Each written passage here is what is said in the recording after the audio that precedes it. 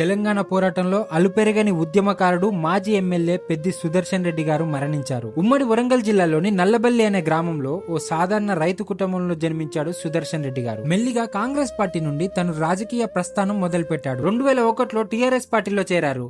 అదే సంవత్సరం జెడ్పీటీసీగా గెలిచి మెల్లిగా రాజకీయ ప్రయాణం మొదలు పెట్టాడు. అలా తెలంగాణ ఉద్యమంలో అలుపెరిగని పోరాటం చేశాడు. తనకంటూ ఒక ముద్రను వేసుకున్నాడు. ఎన్నో దెబ్బలు, ఎన్నో అవమానాలు పడిన రాష్ట్ర సాధన కోసం కృషి చేశాడు. 2014లో రాష్ట్రం ఏర్పడిన తర్వాత 2015లో తెలంగాణ రాష్ట్ర పౌర సరఫరాల సంస్థ చైర్మన్ గా బాధ్యతలు తీసుకున్నాడు. ఆ తర్వాత 2018 అసెంబ్లీ ఎన్నికల్లో నర్సంపేట నియోజకవర్గం నుండి ఆయన ఎమ్మెల్యేగా ఎన్నికయ్యారు. ఒక మాస్ లీడర్ గా పేరు తెచ్చుకున్న సుదర్శన్ రెడ్డి ఎప్పుడు ప్రజల మధ్య ఉండడానికి ఇష్టపడేవారు.